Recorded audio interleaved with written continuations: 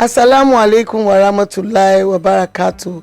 My fathers, mothers, brothers and sisters, thank you for giving me this opportunity to have a say during this holy month of Ramadan on a topic that I find very interesting. I apologize that I have to do this remotely, but I hope that my message will be passed and Allah will accept all that I'll be saying here today. Rabbi Shrali Sodri, Wayasiri Amri, Walugdata Minizani, Yafka Kauli. All praise is due to Allah for seeing us into another Ramadan season. We glorify God. We are blessed as Muslims to witness another Ramadan, another opportunity to serve God and to seek His mercy and His forgiveness. The topic before me is Alhamdulillah for the journey so far, our expectations from the Ummah on our shared values. As you know, what is the concept of saying we are Muslims really? Every being submits to the Creator by following the physical laws created by God. To Him belongs whosoever is in the heavens and the earth. All obey His will. That is Quran chapter 30 verse 26. Life, as you know, is a brilliant demonstration of Allah's wisdom and knowledge. A vivid reflection of His art and power. He is the giver and creator of life. Nothing comes to existence by chance, and nobody creates himself or anybody else. Allah says in the Quran, chapter 51, verse 56, I created the jinn and humans for nothing else, but that they may serve me. How else do we serve God? We serve God by being good to our fellow human beings and being righteous. In Islam, man's entire individual and social life emanates from mighty Allah. Now we have there is a difference between being a Muslim and being a mu'min. Being a Muslim refers to that state of submission I mentioned earlier, and then believing in His mercy, alayhi wasallam. In Quran chapter 9 verse 22, it says they could devote themselves to study. The mu'mins could devote themselves to studying religion and admonish the people when they return to them, that thus they may learn to guard themselves against evil. What are the qualities of a good mu'min and mu'minat?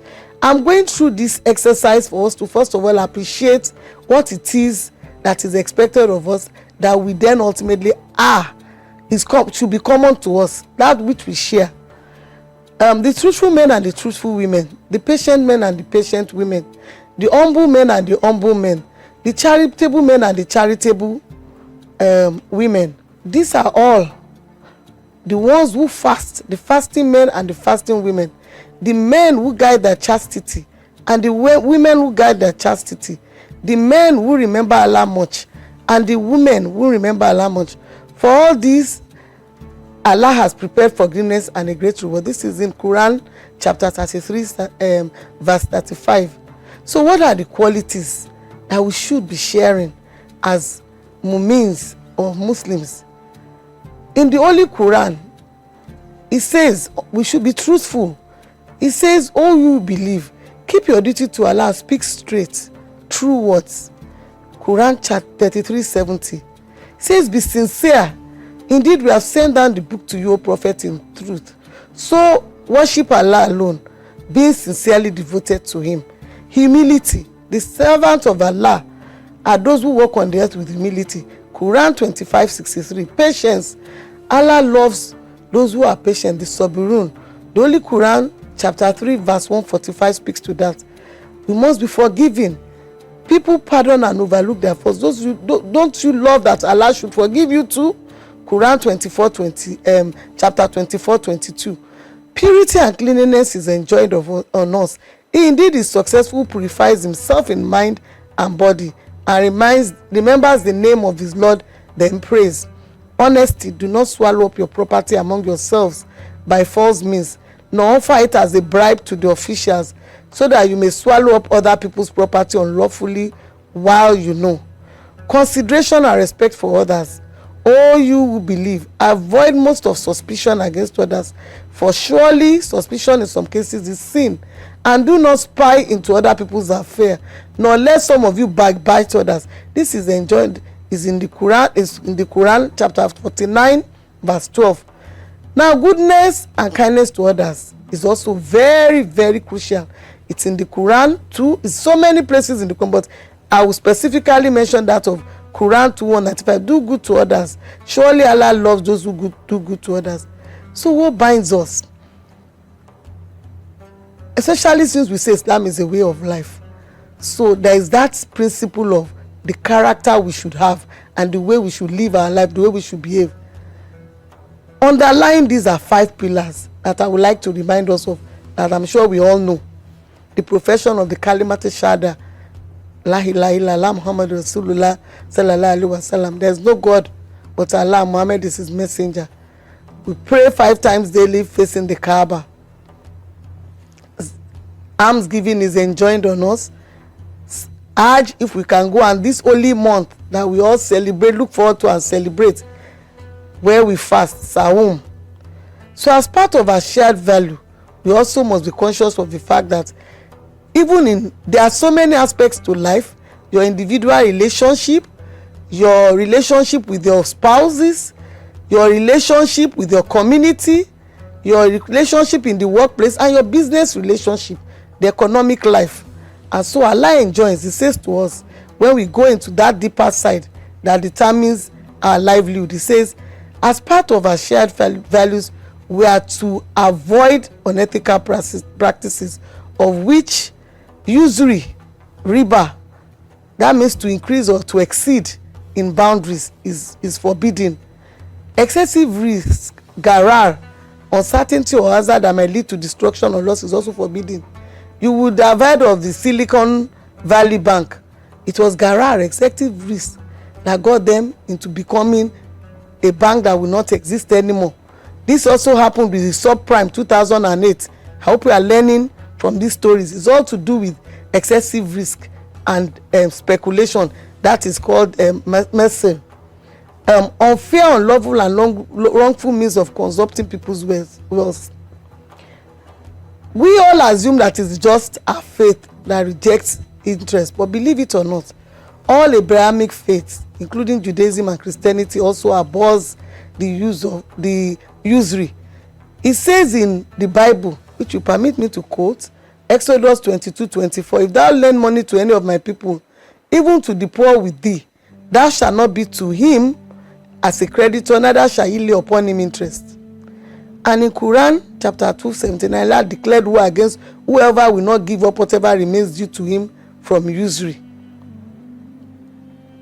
Now, why do you think the scriptures, surely Allah, because the scriptures are from Allah, whether it's the Quran or the Injil, the Zabur, and the Torah, why is it against? Because money is treated, money, when you do riba, is treated as a commodity. So it's traded without any underlying transaction or wealth creation. And that is what is linked to inflation. Money has no intrinsic value. One should not make money from money directly. Money is simply a means of exchange, a medium of exchange. With Islamic finance, wealth can only be created by partaking in legitimate trade activities and investment in what we call tangible assets. In other words, money must be used in productive ways. Our former president, General Olusegun Obasanjo, once said all that we borrowed up to 1985 or 1986 was around $5 million, and we have paid 16 billion. Yet we are still being told that we owe 28 billion. That 28 billion came out of injustice in the interest rate system. If you ask me, the worst thing in the world, I will say, is compound interest. Nobody is saying do not make money from investments, but do it with real transactions in a fair and just way. Islamic teachings have been very clear to the expectations from all of us as it relates to our finance, and I'll give you some examples. While permitting individuals to seek economic well-being, Islam makes a clear distinction between what is halal and lawful and what is haram, forbidden, in pursuit of economic activity. In broad terms, Islam forbids all forms of economic activity which are morally or socially injurious. That's why the alcohols of this world, gambling, firearms are discouraged, including the eating of pork. Islam makes it obligatory for the individual to spend his wealth judiciously and not audit or keep it idle or squander it. So you are allowed to actually invest your wealth or retain the surplus. However, Islam seeks to reduce the margin of the surplus for the well-being of society as a whole, in particular the destitute, the deprived section of society, by passing the process of zakat. That's why we're enjoined whatever of your wealth that has stayed with you for a year, 2.5% of it you should give to the needy in a structured manner. Viewed as a whole, the economic system envisaged by Islam aims at social justice without inhibiting individual enterprise beyond the point where it becomes not only collectively injurious but also individually self-destructive. So when we talk about the economic life of a man, this is also guided. The Sharia gives day-to-day guidance on every aspect, from, like I said earlier on, our individual life, friendship, acquaintances, marriage, social dealings, and so on. There are specific rules guiding this. Sharia has clearly defined how we would act in every circumstance with unambiguous limitations. In Quran chapter 45:18, Allah says, "Then we put you, O Muhammad sallallahu alaihi wasallam, on an ordained way concerning the matter of religion. So follow it and do not follow the inclinations of those who do not know. For example, we are not allowed to fornicate, indulge in adultery, and so on." On the economic side, we expected the foundation of any economic relationship is documentation. Total documentation, which means every contract must be written down. It says in Quran 2, chapter 2, verse 282, "Oh, you have believed, when you contract a debt for a specified time, write it down, and let a scribe between you in justice write it down. Let no scribe refuse to write it as Allah taught him. So let him write, and let the one who has the obligation dictate, and let him fear Allah, his Lord, and not leaving anything out of it." The concept is to ensure that there is a guide to any business relationship. Underlying also the guide to financial relationship, Islam has now, we've come a long way. From having nothing, we now have a foundation. The concept of Islamic banking has evolved, and with it came an association also, just as you have for the conventional side, called the Accounting and Auditing Organization for Islamic Financial Institutions and Islamic Financial Service Board. The one for a financial institution is called IOFI, and the IFSB is the one for the Service Board. Islamic finance, though very new in Nigeria, we still remain the 5th largest Muslim population as it is, though not an Islamic country. It's multicultural. Our responsibility as a human is to ensure that we bank in the halal way. As it is right now, some of us will justify by saying that the only reason why we don't want to, we are still trying to be halal. We put our money in the conventional bank because we want quality service.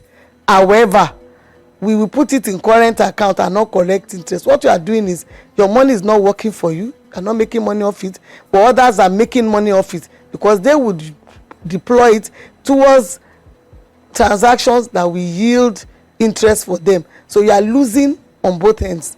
There is no excuse anymore. There's a platform for you where your excess monies you can put in and share in the profits that we banks as financial intermediators will do. Now, during this extremely challenging time, it is truly the beginning of the golden age of Islamic institution. In countries all over the world, you will find Islamic finance thriving. In fact, in the UK, most of the Islamic banks, their mortgages are given, 3/4 of the people who take their mortgages are non-Muslims. That tells you that When it comes to money, is agnostic. 1, 2. When it comes to fairness, everybody wants fair banking environment. Now, what should we be demanding of non-interest bank? The same quality that we're getting from the conventional banks. It shouldn't be on sentiment. We shouldn't be having a sense of entitlement towards you. We have a duty of care to ensure that the service being given is comparable, be it digital banking, be it the regular one. I can confidently confirm that in the Islamic finance space, we have products that match what we find in the conventional space. The products will be structured in the way that there is sharing of profit and losses to the bank and the customer, and there is an underlying asset. Now, I would also want to challenge us by to seek knowledge. Like I said earlier on, if you're a mu'min, you keep seeking the face of Allah, keep seeking his way. We're all enjoying to understand. There is no excuse for saying, oh, it's a bit complicated, I don't understand, because it is pretty simple and basic. And that is why I believe I would not be doing justice to this presentation without talking about that knowledge that is missing. Because sometimes when you don't know what is out there for you, you are frightened. Today in Nigeria, we still have about 40% of the population unbanked, and we need them to have a forum for transacting their financial activities. It helps to keep people on track, and it helps to ensure they make more money.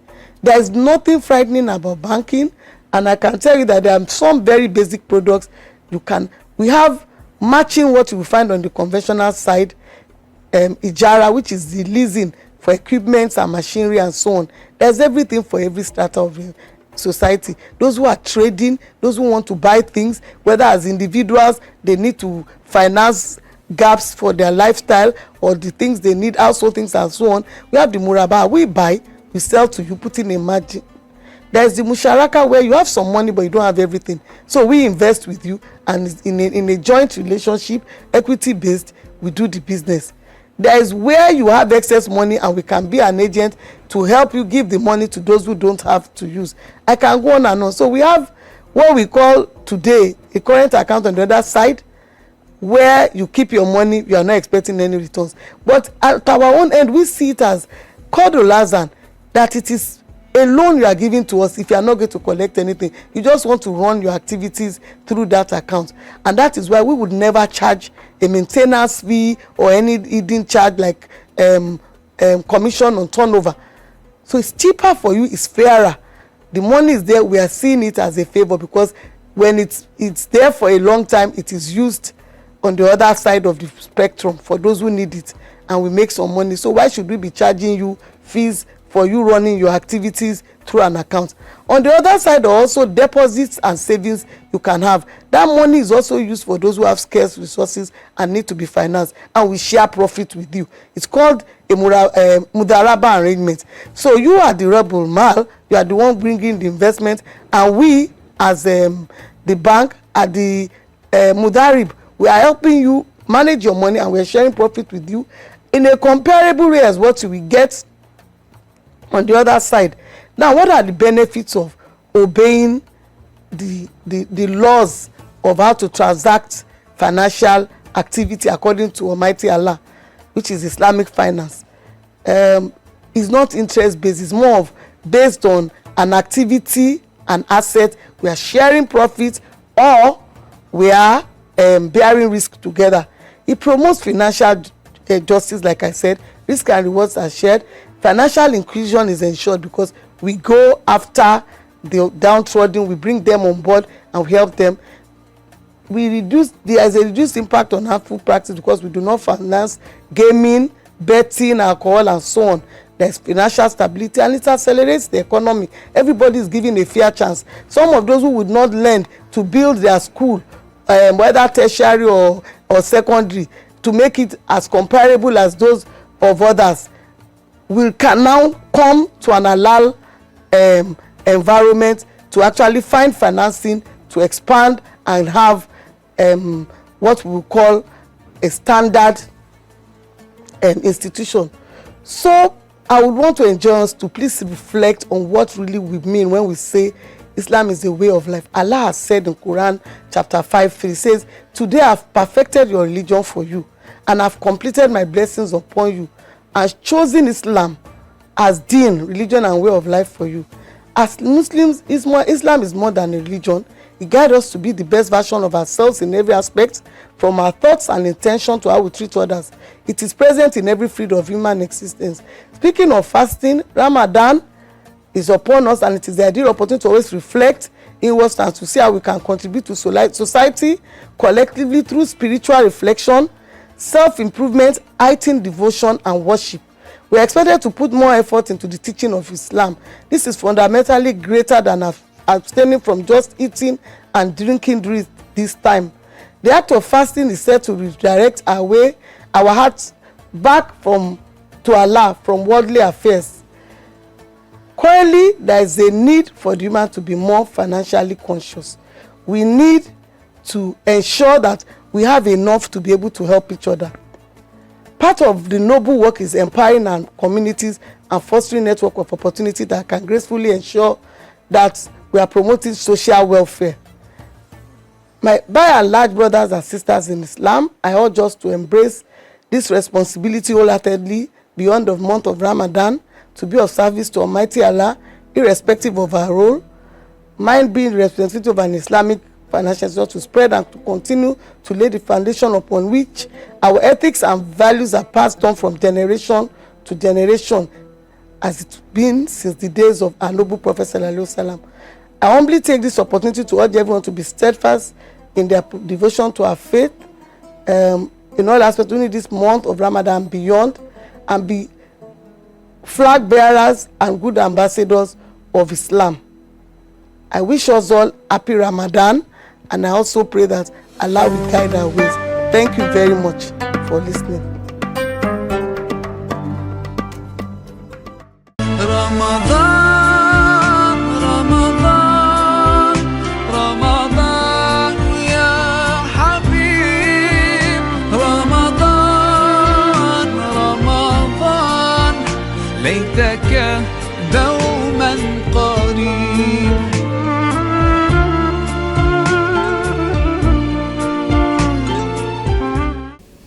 I would like to stand on existing protocol already established. So after that, I'll just say that Assalamu alaikum wa rahmatullahi wa barakatuh. Sorry, on a lighter note, I also have a question for Prof, but he has left. He actually lighter note. You know, when I was filling my JAMB some 3 decades back, first choice, University of Lagos. Second choice, University of Lagos, the same course. Third choice, University of Lagos, the same choice. Because I don't see myself writing another school than University of Lagos. So I wanted to ask you whether this is arrogance or there is any form of humility in this. Thank you, sir. So I have just 2 minutes, and my assignment is to do a nugget based on the video we just listened to. And I would like to title this nugget as "Learn about non-interest banking with Lotus Bank." I'll be talking about 3 aspects. Number 1, what makes non-interest banking unique? Number 2, what are the products under non-interest banking? And then number 3, I'll look at why Lotus Bank. So for the first one, we all know as Muslims that interest or riba or history is forbidden, and as Muslims we should run away from any form of product or service that has interest element. But why is non-interest banking, why is it unique? There are several reasons why it is unique. For time constraints, I will share 2 with us. Number 1, when you are a customer of a non-interest bank, you are not just seen as a customer, you are seen as a partner. So you are seen as a partner in making progress when you bank with a non-interest bank. Another second unique reason why non-interest banking is peculiar is that when you are a customer or you are a partner with non-interest bank, the intention or the focus is to progress in your aspirations, whether as individuals or as a business. So the bank are meant to support us in ensuring that we progress in our life and in our aspirations. For the products, I will break into 3 broad categories. Number 1 is deposit product. We are all familiar with savings and current accounts. These are accounts that enable us to save our money and then take it out whenever we need it. For a non-interest bank, when you open a current account, unlike a conventional bank, you are required to pay COT and pay monthly maintenance fee. For a non-interest bank, COT is 0. Monthly maintenance fee is 0. So you open an account with 0 amount, you are required to keep 0 minimum balance, and then you pay 0 charges on your account. So it's favorable to us as Muslims and as customers. Secondly is that for our savings account, this is where you keep funds to earn profit. You earn profit as the bank use our funds to do business and generate profit. They share us in profit that they make in our savings account. So savings account, we share profit, we don't pay maintenance fee, we don't pay COT. So free banking plus sharing the profit that the bank makes from using our funds to generate profit. That's for the deposit account. For investment, if you have excess funds that you would like to keep for a long time, that you don't have a need for that fund immediately, you can keep it in what we call tenured funds or time deposit. That enables us to generate a higher return than savings account. So you generate more profit when you keep our funds in deposit account for say 1 month, 2 months, or 3 months. So what we are looking for in going to conventional banks by way of interest, you get it in a halal way by coming through non-interest bank like Lotus Bank. And then for investment, I've explained that if you want to generate profit on your fund, you can place it in what we call time deposit, and then you generate profit on a monthly basis or quarterly basis or end of every year. There is another product again that gives you avenue to generate a much higher return than time deposit, and that is called a Wakala investment. In a Wakala investment, you have a pool of funds. You are saying, Lotus Bank, manage for me this pool of funds and invest this fund in the following kind of business, maybe health, maybe education, and so on. And whatever profit that we generate from investing for you, the profit becomes yours. You just pay us a commission for acting as your agent to invest the fund. So through these 2 windows, you can generate profit on your funds as a customer or rather a partner of a non-interest bank. Let me quickly recap. I have explained that you can have a savings account or current account, which enables you to keep your funds for short term before you need it. Second major category is what you call investment. For investment, you are keeping your fund for much higher profit, and you can do time deposit for 90 days, 30 days, 1 year, 2 years, as the case may be, or you want to do what we call Wakala. In a Wakala arrangement, you have pool of funds, you desire to generate return and want to focus on a particular sector. You can say to us that this 1 million, please invest it in health or education or any business of your desire, and then we manage it for you as a bank because we have the technical expertise to manage funds that is given to third parties, and based on the returns that we get from that the investment, the money comes back to you and your profit. All we earn as a bank from that arrangement is what we call a commission, which will have been pre-agreed before we sign a contract to act as your agent in that regard. And the third category I will mention is financing. Financing means that we as a non-interest bank, we are willing and we are ready to finance your business or personal aspirations. If you want to buy a car, please come to us.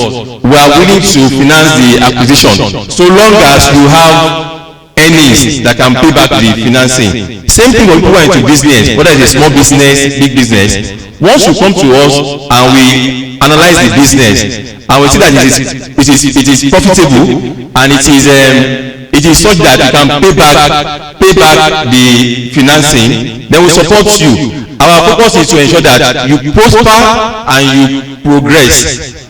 However, as you are aware, we are not able to fund some business like alcohol. We don't fund businesses like gambling, and any business that causes harm to society, we don't fund such business. So to recap again, for products, there are three broad categories I'm sharing with you today. Number one is savings and current under deposit.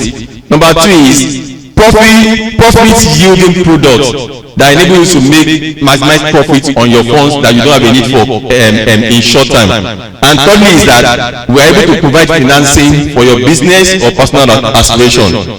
So if you bank with Lotus, what are the benefits that you have? Number one, Lotus Bank is a non-interest bank.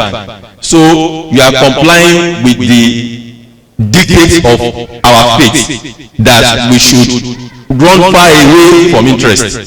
Number two is that to open account, you require 0 naira to open account, and we don't expect you to keep any funds in your account. You can maintain zero balance and you open with zero naira. Plus the fact that no maintenance fee, no COT, so you bank for free by extension. Number three is that you have digital services that gives you access to your account. So you don't have to be to any of our locations to have access to your funds. Four, you are a partner in the business. So we share in your risk and we share in your profit. Number five, our focus is to ensure that you have business growth. Whatever it is your aspiration, when you say you are a partner, you are not the customer, you are a partner. When you say you are a partner, it means that we want to grow with you as a partner, and that is all we do based on the dictates of the Quran and Hadith, which is what we run by.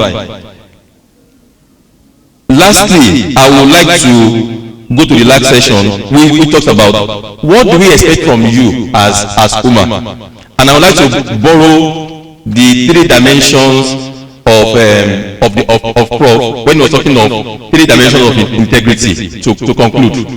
Number one, he talks about psychological based on what we learned today. Talks about belief. As Muslims and as member of the Ummah, we must believe that engaging in interest is forbidden, so we should embrace non-interest banking. It is part of our faith, part of our belief. There is no choice around it. Number two dimension I would like to talk about in concluding is that I also still borrowing from Prof. He talks about psychological. Psychological, according to what we learned from Prof this morning, talks about saying good things. And in this regard, I'm enjoining us to say good things about non-interest banking. Because that is what we are required to do in running our personal or business activity. And number three things that the third dimension that Prof mentioned talks about physical. Physical means you have to act. Most of us in this part of the world, when my MD was presenting through the video, he mentioned that we have great Muslim numbers in the country. But today, we have about 3 non-interest banks in Nigeria. But the patronage from us Muslims, I think should be better than what we are seeing today. So as Muslims, we know, we are aware, we learn it every day that we should run away from riba or history. We are aware. This is period of Ramadan. It's a good time to say that, leveraging on what Prof told us earlier in the day, to say that this Ramadan, I want to stop doing or having any affair or any activity with anything that relates to interest or interest-based banking. So on that note, I will encourage us that we should please look out for Lotus Bank in our neighborhood. We have a stand outside there where they will open account for you immediately, and then you can begin to run your account in halal way. We are very close to you. We are in over 20 locations in Lagos alone, and if you go to our website, you will see where you can find our branches. You can also open an account online. and we're available anytime to come into your communities, come to your group to provide more education and enlightenment. So I will encourage all of us to make up our mind. Even when you are opening account for our children, it shouldn't be an account that is interest oriented. It should be one that is Sharia compliant. And these are obligations that we have as Muslims. Having said that, reading to you today the benefits of banking with a non-interest bank, Lotus Bank particularly, we are saying that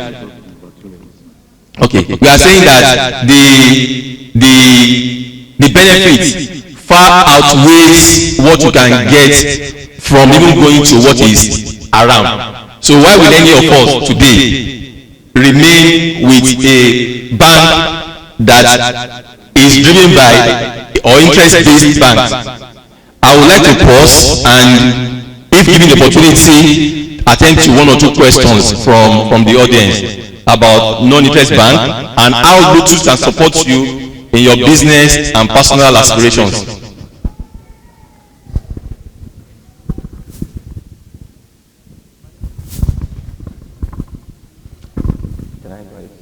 Sorry, when are you taking your commission from? Is it from the seed, or you will have taken it from the principal when the investors, pulling the fund? Okay. When I talk about investment, I mentioned two products. Number one being the regular time deposit, where you just put your money in the bank and you earn profit over time. Other is 1 month, 2 months, 3 months, and so on. The second part I mentioned was what I call the Wakala investment. In a Wakala investment, you as a fund owner, you have funds that you want to invest in halal investment, and you desire to earn good return. So what you will do in that regard is that you are appointing the bank as your agent, and at that point you will agree with the bank. This is the commission you will earn from managing my investment as agent. It may not necessarily, it need not be linked to the profit that you make. You just agree on it. I'm appointing as an agent, like an agent working for you, ensuring that the fund is invested in good business, and then monitoring the investment and ensure that the money comes back. You then pay us a fee for that service. So it's not linked to the principal or the profit that you are making. It's just an agreement between us and you to say that when you do this for me, this is what I will pay you. It may be linked, it may not be linked. It can just be an agreement between us that say, this is what I will pay you for managing my funds for me to generate profit. I don't know if that clarifies your question. At what point is taken? As agreed, but there will be an agreement between you and the bank, and that agreement will specify when it will be paid or taken.